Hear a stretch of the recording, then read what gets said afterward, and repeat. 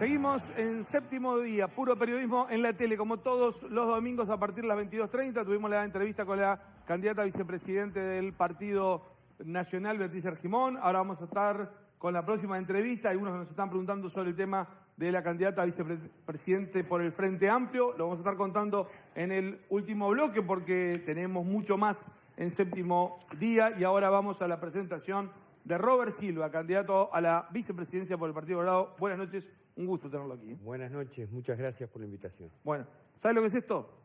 Esta es la pregunta de la situación límite. A ver. La situación límite va a ir al final de la entrevista. Pero los televidentes la pueden estar viendo ahora a través de Twitter y pueden estar respondiendo qué es lo que creen que Robert Silva responderá a esta pregunta. Pero ahora vamos con otras. Muy bien. ¿No? Si el Partido Colorado gana el gobierno, o si el Partido Colorado está en el gobierno aunque no gane, ¿cuál es el énfasis de decir hay que arrancar, hay un tiempo acotado para hacer reformas fuertes? ¿Cuál sería lo principal que habría que hacer? Educación y seguridad, creo que son las dos cosas que están requiriendo una intervención pronta a partir de un acuerdo para atender la situación. ¿Con reformas legislativas en ambos casos? Bueno, sí, en el caso de la educación nosotros ya hemos dicho que consideramos que hay que presentar un proyecto de ley que atienda a la situación de la gobernanza, entre otros aspectos, sin mayores cuestiones, respetando claramente la autonomía del sistema educativo que tiene base constitucional, pero facilitando a quien tiene que llevar adelante la conducción de la educación, contar con las herramientas necesarias al efecto. Yo voy a comenzar con la ronda de preguntas de los periodistas. Lo que veo acá, que también acá hay otro gorrito que ha traído Juan, ¿no? Sí, exacto, ya sacamos la foto. Gracias, Robert. Valle, Con la figura... mezclado con Kiss. Es una mezcla rara José de Valle con la Ordóñez banda. mezclado con Kiss. Esa es una línea fácil de desviarse rock y política.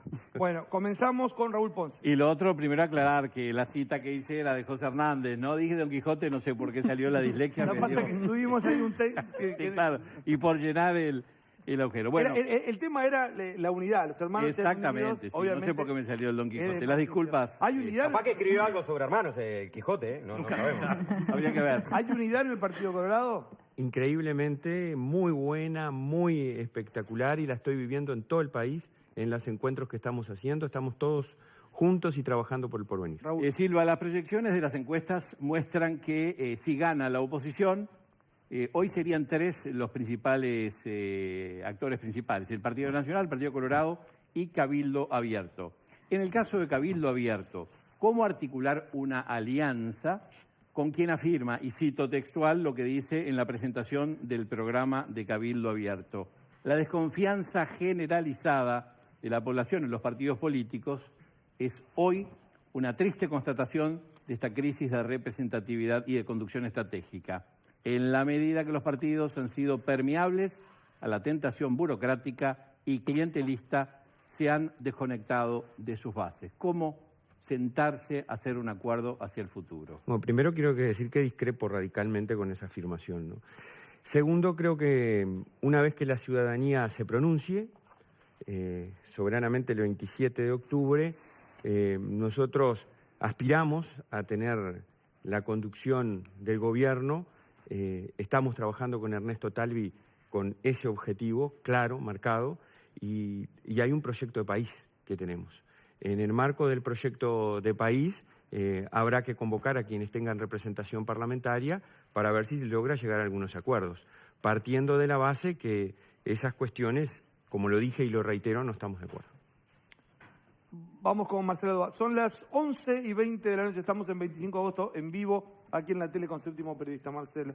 Sí, le cambio un poco de tema. Ernesto Talvi dijo hace un mes, cuestión de un mes, ¿Sí? que usted le ganó a los todopoderosos sindicatos de la educación, y Fernando Pereira, dirigente del PIT-CNT, dijo enseguida que esa información era falsa. ¿Qué siente usted?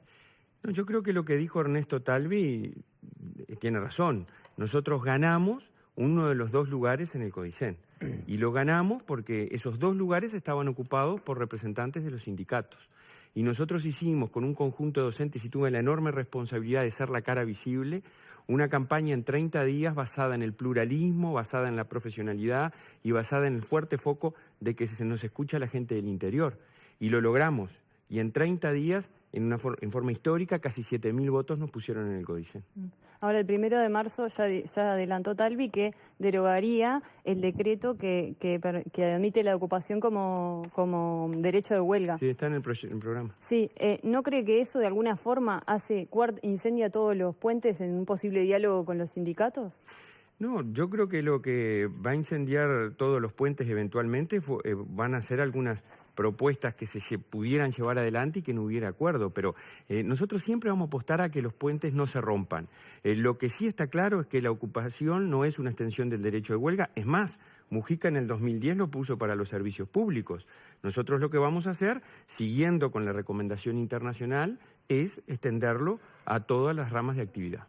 Estaba viendo algunos mensajes que llegaban de los televidentes que decían es el candidato mejor preparado, es abogado. En realidad no se conoce mucho la profesión de abogado, se le conoce más como docente, ¿no?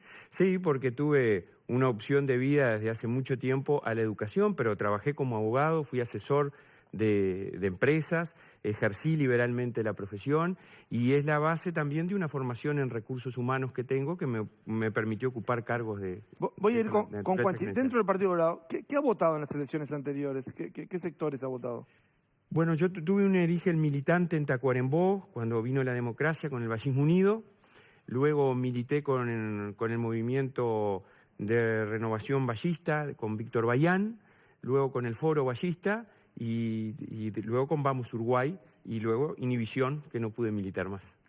Voy con Juanchi. El U21 se ha reunido prácticamente con todos los partidos y intenta generar una plataforma educativa para hacer un verdadero cambio en la educación en los próximos 5 años. Pero el otro día, Figueira, y también lo ha dicho Renato Perti, ellos entienden que para que haya una verdadera reforma educativa hay que tocar la ANEP, hay que cambiar la ANEP. Y ahí hay una diferencia. Usted no comparte esa posición. Tampoco Pablo da Silveira. Y también hay diferencias entre Pablo da Silveira y usted, si se quiere, porque desde el Partido Nacional se propone quitar la representación docente de los órganos de conducción de la educación. La primera pregunta es, si no van a tocar la ANEP, entonces se rompió el puente con EDU21, es decir, EDU21, que usted mismo integró, ¿no? También porque usted formó parte de EDU21, queda por el camino en este sentido. Y lo otro es, ¿cómo van a dirimir esa diferencia, si se quiere, el día de mañana, cuando haya que encarar, ¿no?, reformas educativas con el Partido Nacional sobre el tema de la representación docente? Bueno, creo 2 en 1, dice, ¿eh? 2 en 1. 2 en 1, muy bien.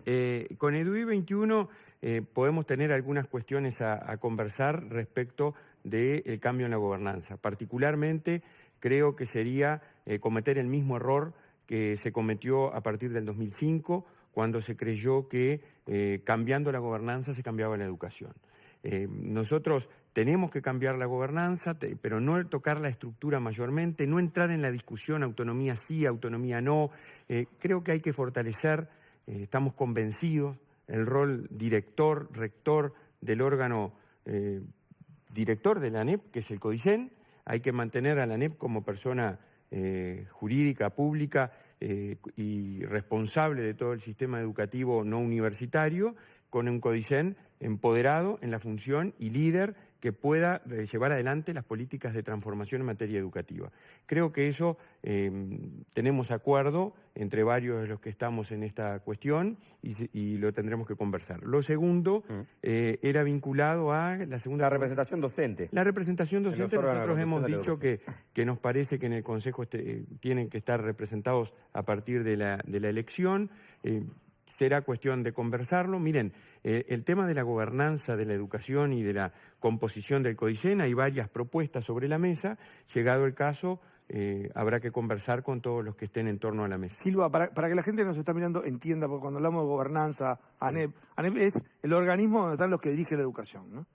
Entonces, hay un organismo central y después está para primaria, secundaria, lo que decían en el EDUI 21 que había que romper eso, porque sin eso no hay reforma. Pero ¿cuál es el cambio que quieren hacer ustedes? ¿Qué cambiar de esa estructura? Nosotros queremos mantener los consejos, mantener los niveles educativos con autoridades centrales, separados, tal como están, inicial y primaria, secundaria, educación técnico-profesional, y la formación docente en un instituto universitario para otorgar título docente universitario, efectivamente lo que no lo hemos logrado para los maestros y los profesores, y tener un CODICEN que tenga representación docente, que esté quizás integrado por los directores. Como está ahora. Como está ahora. Sí, Pero sí. sí quieren hacer modificaciones a la ley de educación. En las competencias que tiene el CODICEN. Que Para que la gente entienda, insisto, sí, que los docentes estén representados en la autoridad y que tengan poder de decisión.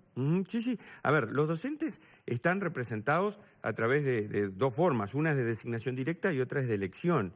Que es la que representó Silva, ¿no? Claro, yo fui electo por un conjunto de docentes y ahí estuve en representación de los mismos y ahora quedó un colega que me sucedió en el cargo. Lo que nosotros queremos es que el CODICEN tenga más poderes jurídicos, tenga más competencias para conducir efectivamente la educación y lograr una mayor articulación y coordinación entre los distintos niveles. ¿Y con eso se puede hacer una reforma en serio o se termina siendo una reformita? Yo creo que la reforma de la educación hay que ir a lo sustantivo. La reforma de la educación no pasa por reformar la gobernanza. La gobernanza es un instrumento en el cual nosotros queremos hacer ajustes para ir al foco, que es reformar las cuestiones curriculares, reformar, para que nos entiendan, como decís tú, los planes y los programas de estudio, qué se entiende, qué se enseña, para qué se enseña, cómo se enseña, transformar las prácticas, fuerte foco en la formación de los docentes. Los profesionales de la educación tienen que ocupar un rol protagónico en el sistema educativo. No hay reforma o transformación posible sin maestros y profesores alineados. No hay reforma sin ellos, pero no está la barrera en los gremios. Digo, es un argumento que se repite. Hay que distinguir lo que son... Mirá, yo te digo, yo soy docente, recorrí el país en el marco de la función que tuve. Sí. Una cosa son los sindicatos, otra cosa son los docentes. Incluso dentro de los sindicatos hay diferencias. ¿Los sindicatos no representan a los docentes? No, los sindicatos representan a los quienes son asociados y eventualmente a quienes se sientan representados por ellos. ¿No hay temor de que los sindicatos terminen de alguna manera de trabar esa reforma educativa que es tan pretendida por todos los gobiernos? No, yo creo francamente que no, porque nosotros vamos a tener que trabajar a partir de las responsabilidades que cada actor tiene. Por un lado van a estar los que integren el gobierno de la educación, por otro lado van a estar los sindicatos defendiendo las condiciones de trabajo, las cuestiones salariales, y por otro lado van a estar todos los docentes, las ATD, las asambleas técnico-docentes. Pero cuando se quiso poner, por ejemplo, las elecciones de horas por 2 años, eso no se logró. No, pero no hubo voluntad política de hacerlo. El gobierno no lo hizo, perfectamente podía haberlo hecho. Yo lo propuse, estaban dadas las condiciones para hacerlo. Lo que pasa es que muchas veces se quieren evitar conflictos para tratar de generar supuestos mejores climas de trabajo y eso termina obstaculizando todo. ¿No hay que tenerle miedo a los conflictos? No, de los conflictos. Va a haber conflictos. Va a haber conflictos. Eso, yo espero, miren, quienes me conocen y han trabajado conmigo saben que soy una persona mediadora, conciliadora, que procuro siempre el diálogo y el encuentro. Ahora, si establecido un plazo prudencial en el marco de acciones que hay que desarrollar no se llegan a acuerdo, las decisiones hay que tomarlas y la las esencialidad, acciones por hay que ejemplo, llevarlas adelante. Si llegado el caso, si se tiene que aplicar la esencialidad de la educación, ¿se aplica? No, la esencialidad yo creo que francamente es un tema que generó lesión a la autonomía y creo que francamente hay que saber diferenciar lo que es la esencialidad de algunos servicios de la educación. Si vos me preguntás, yo no tengo duda que la alimentación es una cuestión esencial, porque hay 270.000 comensales diarios en la educación, que con cada día que no funciona la educación dejan de comer muchos de ellos porque no tienen que comer. Ese fue uno de los argumentos que dio Tabaré Vázquez cuando aplicó la esencialidad. Sí, ¿Estuvo bien o estuvo mal? Hay un servicio, no. Yo creo que eso generó una mayor conflictividad. Yo creo que hay que trabajar a partir del diálogo con los docentes y fortaleciendo la institucionalidad. En los últimos tiempos, los problemas que hemos tenido, no solo en educación, sino que en otras áreas, es el debilitamiento de la institucionalidad, que para mí es muy importante en un Estado de Derecho. Es decir, para ejemplificarlo y para que nos entiendan, quien informa sobre las transformaciones, quien trata de lograr acuerdos a partir de esos acuerdos lograr transformaciones, tiene que ser la institucionalidad quien la represente, los equipos directivos, los equipos docentes, y no otros actores que van con las novedades y a noticiar lo que quien está al mando de la educación quiere hacer. Marco. Le cambio de tema. A ver. Pero yo tengo una educación, Leo, ¿me dejás meter una? Perdón. Sí, Marcela. Cortito, perdón. Pero sobre este tema de educación, La ministra Muñoz dijo en una entrevista hoy en el diario El País, que también la citamos en la entrevista con Argimón, que dice que la educación media no es una cosa horrible. La mitad de los que no tuvieron familiares en la universidad han llegado a la universidad. ¿No ve aciertos usted como este en las políticas educativas de los gobiernos del Frente Amplio? ¿No ve, perdón, aciertos? Aciertos. No, pero miren, nosotros no vamos a cometer el error que cometió el Frente Amplio cuando llegó en el 2005, mucho, porque a mí tampoco me gustan las generalizaciones. Muchos actores que tuvieron responsabilidad de gobierno, que llegaron creyendo que llegaban al paraíso terrenal, que antes no había existido nada y que iban a construir todo porque todo estaba mal. Nosotros creemos que hay cosas que están bien, que hay aciertos en educación. Lo que no creemos y no compartimos es afirmaciones como las que hizo la ministra, que anteriores al Frente Amplio nadie había hecho nada por la educación media, porque eso es falso o demuestra desconocimiento. Silva, usted arranca mal con los sindicatos. Juanchi, para que le quiero hacer una pregunta de un televidente que le acaba de hacer. Hoy no vine. Y van llegando... Hoy no vine. No vine. ¿No me saltean así. Te pedí la palabra, Leo. Pero no, estaba que la cedía a Doval. Se la cedía a Doval. Bueno. No a Juanchi. Está bien. Silva. Hay que preguntarle a Lorena si te va a pagar igual. Pero preguntan, ¿el 6% del PBI para la educación en el presupuesto va a estar? Nosotros creemos que la educación precisa más recursos, indefectiblemente. También creemos que la educación tiene que mejorar y mucho la utilización de los recursos que tiene. Hablo con propiedad porque estuve en el gobierno de la educación más de 3 años. O sea, había un compromiso en este gobierno de llegar a un presupuesto equivalente al 6% del tamaño de la economía. No se llega a eso, seguramente. Sí. En un gobierno... Nosotros no tenemos establecido un porcentaje, sí decimos, vamos a aumentar los recursos porque muchas de nuestras pero sin comprometerse a un porcentaje. Nosotros no tenemos escrito un porcentaje, pero sí para aumentar. No es la pregunta que iba a hacer, pero los recursos aumentaron y no mejoran las... No estoy de acuerdo, claramente. Entonces hay que aumentar recursos para hacer cosas nuevas y hay que mejorar la utilización de los mismos. Y nosotros aprendimos que 2 paradigmas que llegaron al Uruguay a partir del 2005 cayeron por su propio peso. La reforma estructural de la educación, o sea, por eso yo hablaba de la estructura hoy, y mayores recursos. Muchos creyeron que con eso se mejoraba y se transformaba la educación. A la evidencia me remito. Leo. Ahora sí. Ahora voy a cambiar de tema. Vale. A ver. Del 85 en adelante, los partidos tradicionales sumados fueron bajando la cantidad de votos que tenían hasta que perdieron la elección y el Frente Amplio llegó al poder. Y van 3 elecciones que gana el Frente Amplio. ¿Han hecho una autocrítica? La gente que está viendo dice, en el llano, ¿los partidos tradicionales han aprendido de sus errores anteriores y están dispuestos a hacer otra cosa? ¿Hay una autocrítica hecha? A ver, yo creo que los partidos no solo pueden realizar muchas autocríticas, pueden elaborar muchos documentos respecto al tema, pero la mejor manera de demostrar cómo un partido cambia o se adapta a las circunstancias es cómo se presenta. En el Partido Colorado, que va a ser 15 años que estamos fuera del gobierno, nos estamos demostrando con muchísima renovación, con un proyecto absolutamente inclusivo, e incorporando profesionales en diversas áreas e incluso candidatos en la arena política que no eran del Partido Colorado. O sea, hoy Ernesto Talvi es el candidato a la presidencia, sin antecedentes políticos, un académico exitoso que resolvió estar hoy aquí. Robert Silva, el primer profesional de su familia, que viene del interior, que no tiene antecedentes políticos ni familiares de ninguna naturaleza, es el candidato a vicepresidente. Los hechos hablan por sí solos. Ahora, unas horas antes de que, hablando de esto, ¿no?, de la renovación, de que se supiera que Bordaberry no había habido un cortocircuito ahí con Talvi y con Sanguinetti, usted se había mostrado muy favorable a la candidatura de Bordaberry. Todo aquel que quiera venir a sumar es bienvenido, el Partido Colorado no le cierra las puertas a nadie y Pedro, vaya si tendrá credenciales. Sí. ¿Cambió de opinión? No cambié de opinión. A ver, creo que acá hay una situación bien clara con respecto a lo de Pedro, del cual tengo estima personal y profesional. Pedro consultó al candidato único a la presidencia y a quien iba a encabezar, que es el expresidente Sanguinetti, y la otra lista al Senado, le dieron su opinión y luego Pedro resolvió no presentarse. ¿No debió haber preguntado?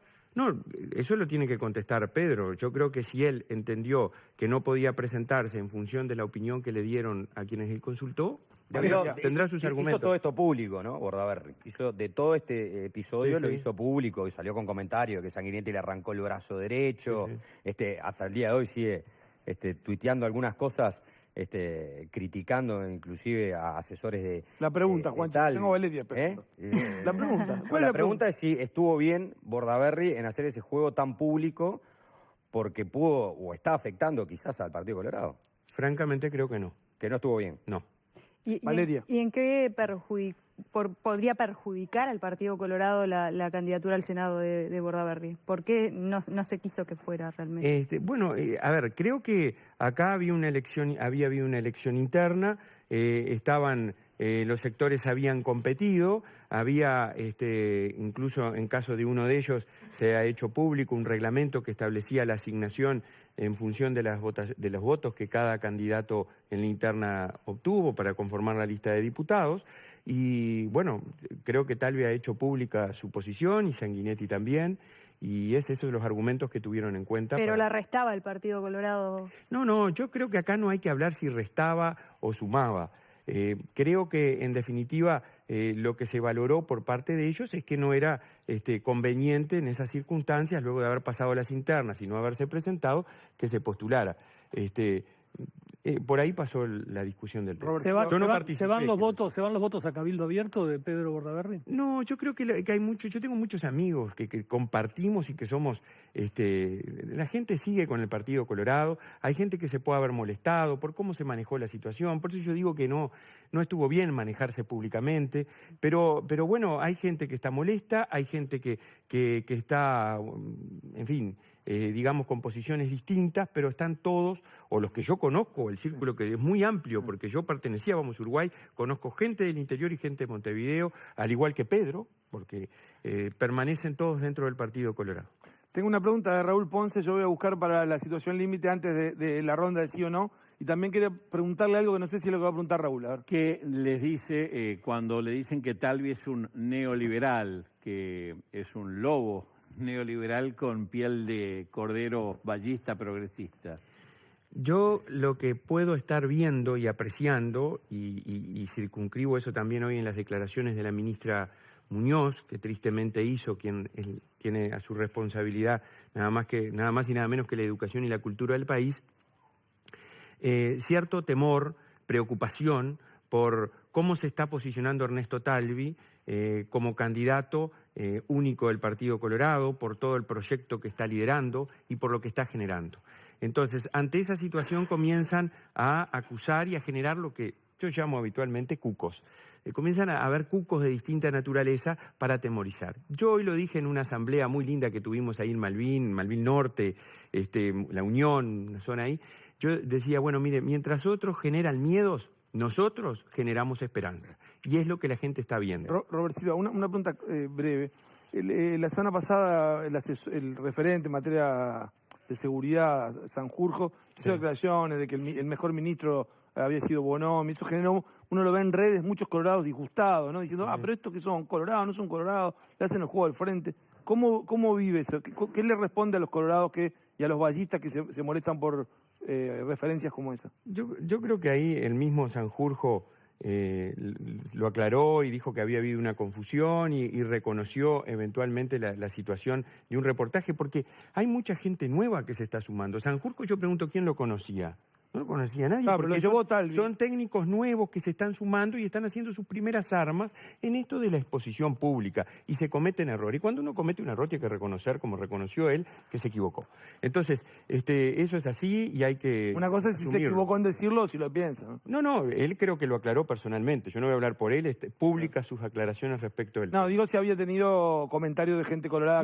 Sí, hemos tenido comentarios, pero la gente que, en general, colorados, blancos, la opinión pública, los uruguayos, saben que nuestro proyecto, el que estamos presentando a consideración de la ciudadanía, es diametralmente opuesto al que está llevando adelante el Frente Amplio en temas tan claves como educación, como seguridad, como inserción internacional, como recuperación productiva. Es decir, tenemos diferencias importantes y por ello nos diferenciamos. Nelson, Robert Silva, vamos a la ronda. Quería agregar una cosita cortita, porque sobre el tema de educación. A ver. Había dicho, lo dije en un momento, pasó desapercibido, que usted arranca mal con algunos sindicatos. El vicepresidente de FENAPE, José Olivera, cuando se enteró que usted era el candidato a vicepresidente, dijo que usted había sido declarado el año pasado persona non grata por ADES, dijo que usted representaba la vieja política educativa y dijo que de la mano de Robert Silva se desregularon derechos como pagarle menos dinero a los maestros de tiempo completo, entre otros. Es absolutamente falso todo lo que dice. No es así. A ver, es cierto que me declararon persona no grata. Me declararon persona no grata por cumplir con mi obligación, por pedir que se información respecto a un acontecimiento que se había realizado en el IABA. Y fueron algunos, y en realidad quiero decir que me significó el reconocimiento de la enorme mayoría de los docentes del Uruguay, la solidaridad pública manifestada por unos y por otros vinculados a la educación o no. O sea que para lo que algunos pueden ser un demérito, para otros puede ser un mérito. Le tienen tierra de antemano, ¿no? No, tenemos algunas diferencias. Lo que él dice ahí públicamente nunca lo dijo en mano a mano, porque tenemos buen vínculo. Lo que pasa es que a veces creo que hay que jugar para la tribuna. Robert Silva, vamos a la ronda de preguntas de sí o no. Tiene que responder con sí o no. Las preguntas tienen que ser para eso, si no descalificamos la pregunta, ¿no? A ver. Vamos con Leonardo Habercon. Leonardo Habercon. No, vamos a preguntar. ¿Querés que pregunte otro? No, sí o no. ¿Toman alguna medida en la educación? ¿Los sindicatos protestan? En fin, o los estudiantes ocupan un liceo, hay una ocupación, ustedes van a hacer un decreto que van a eliminar la posibilidad, ¿va a mandar a la policía a desalojar? Primero diálogo, luego cumplir el reglamento, que es con fuerzas públicas. ¿Sí? Marcelo Doval. Sí. Wilson Neto fue un freno para el cambio en el ADN de la educación en este periodo de gobierno. Creo que no hay que personalizar. ¿Es para sí o no? Francamente creo que el freno es mucho, trasciende a Wilson Neto. No, entonces. Valeria Gil. ¿Hay que limitar los ingresos de funcionarios públicos al Estado? Sí. Raúl Ponce León. ¿Aceptaría ser presidente del CODICEN en un eventual gobierno en el que la cabeza sería el Partido Nacional? Si se dan determinadas condiciones, sí. Juan Chuni. Después de la interna, ¿usted creía que Julio María Sanguinetti era el mejor candidato a vice? Después de la interna, ¿usted creía que Julio María Sanguinetti era el mejor candidato a vice? En un primer análisis, sí, luego... El mejor convencieron. Luego lo convencieron. Apareció una figura nueva. Robert Silva, vamos entonces a la situación límite.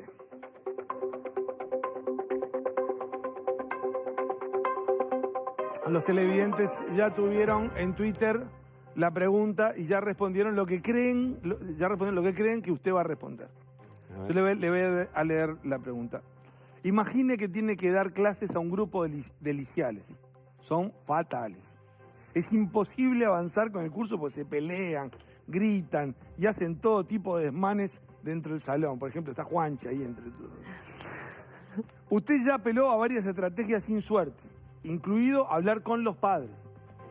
¿A cuál de estas alternativas cree que debería recurrir como siguiente paso? A, B y C. A. Seguir apostando al diálogo con ellos, aunque no tenga los resultados esperados. Ellos deberían tener voz y voto en sus procesos de aprendizaje, aunque eso implique aprender un poco menos de lo deseable. La B. Suspender algunas clases para ver si moderan su actitud y si empiezan a valorar el espacio. La C. Aplicar sanciones disciplinarias y amenazar con la expulsión de los más revoltosos, porque una corrección a tiempo puede devolverles el respeto a la autoridad que venían perdiendo. ¿La A? Bueno, ahora vamos a ver qué respondió el público, en mayoría. Yo no lo sé, lo voy a ver ahora en este momento. La gente respondió 59% buscar más diálogo, 38% sanciones disciplinarias, 3% suspender las clases. Va de acuerdo. O sea que le interpretó. Estamos de acuerdo. La C sería más de Graciela Bianchi, yo. Bueno, Robert Silva, muchas gracias por haber estado con Gracias nosotros. a ustedes. Gracias Un gusto. a ustedes, un gusto. Bueno, nosotros vamos a una pausa, volvemos. Vamos a estar con el tema del presidente de la República, Tabaré Vázquez, y le vamos a estar contando también a muchos que nos preguntaron. Bueno, estaba la candidata a vice de los blancos, el candidato a vice de los colorados. ¿Qué pasa con la candidata a vice del Frente Amplio? Breve pausa y ya volvemos. Hay más Séptimo Día, puro periodismo.